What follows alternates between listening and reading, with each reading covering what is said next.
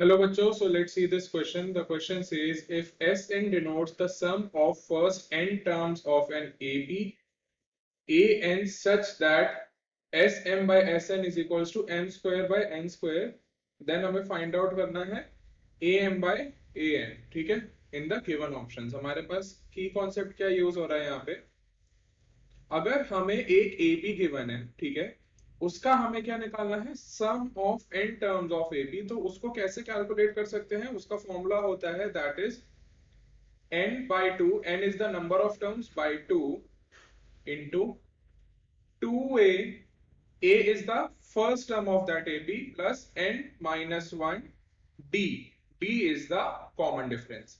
Okay और अगर हमें इस एक AP का लास्ट टर्म निकालना होता है nth टर्म, तो उसका क्या फॉर्मूला होता है, a plus n minus 1 d, ठीक है, जहां पे a हमारा फर्स्ट टर्म होता है, n नंबर ऑफ टर्म्स होता है, एंड d जो होता है वो हमारा कॉमन डिफरेंस होता है. अब क्वेश्चन देख लेते हैं. क्वेश्चन में हमारे पास क्या गिवन है, that sum of m terms of AP divided by sum of n terms of AP is equals to m square by n square, और हमें फाइंड आउट क्या करना है, हमें फाइंड आउट करना है am by an means mth term of a AP and nth term of a AP. Okay तो पहले क्या करते हैं हम, हमारे पास जो गिवन है Sm by Sn equals to m square by n square, इसमें हम सम का फॉर्मूला यूज कर लेते हैं. तो हमारे पास क्या आ जाएगा, that is m by 2 into 2a plus m minus 1d, right, and नीचे क्या आ जाएगा, n by 2 2a plus n minus 1d, and that is equals to m square by n square, right. हमने फॉर्मूलाज यूज कर लिए sum of n terms of AP as discussed in a key concept, ठीक है. अब यहाँ पे क्या करेंगे आप, m by 2 और n by 2 को RHS में ले जाओगे तो 2 से 2 कैंसिल हो जाएगा, और m से m स्क्वायर का एक m से कैंसिल हो जाएगा, n स्क्वायर का एक n जो है वो n से कैंसिल हो जाएगा. हमारे पास क्या बचेगा, हमारे पास बचेगा that is 2a plus m minus 1d divided by 2a plus n minus 1d, that is equals to m by n.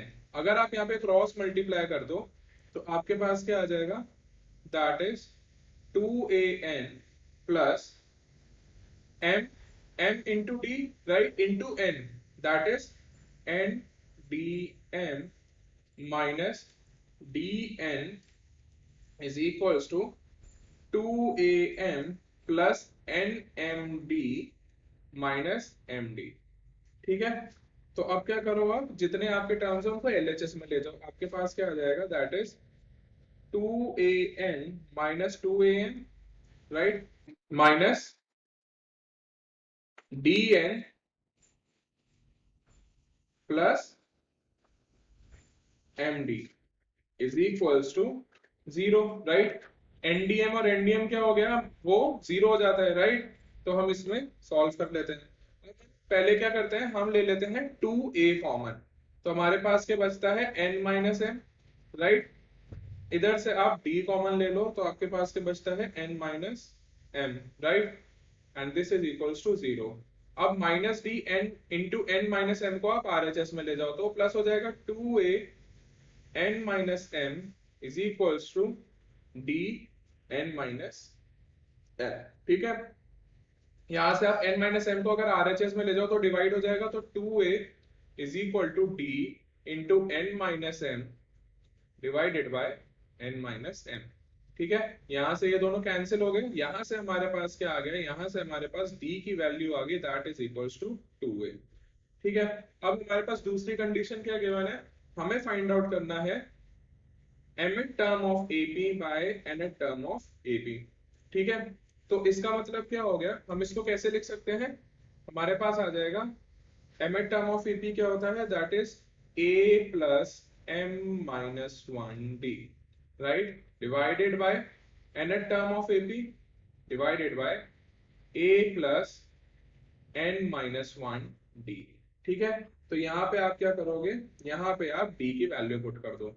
यहाँ पे आपके पास आ जाएगा a plus m minus one, D की वैल्यू हमने क्या निकाली थी, that is 2a divided by a plus n minus one D, D की वैल्यू हमने निकाली है 2a। ठीक है, तो हमारे पास ये आ गया। अब 2a को आप मल्टीप्लाई कर दो, आपके पास क्या आ जाएगा, that is a plus 2an minus 2a divided by a plus 2an minus 2a। यहां से आपके पास क्या आ गया, यहां से आपके पास आ गया that is 2am minus a, and यहाँ पे आपके पास आ गया 2an माइनस a।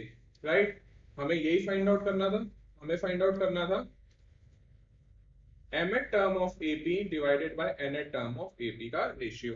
और हमारे पास क्या है वो, दैट इज अगर आप a कॉमन ले लो ऊपर से और नीचे से, डिनोमिनेटर से और न्यूमरेटर से, तो आपके पास क्या आ जाएगा, that is a into two m minus one and a into two n minus one, a से a कैंसिल हो गया, आपके पास फाइनल आंसर आ गया that is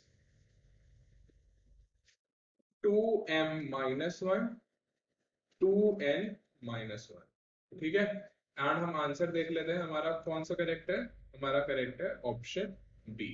okay, so option B is a correct answer. So I hope you understood it well, thank you and best of luck.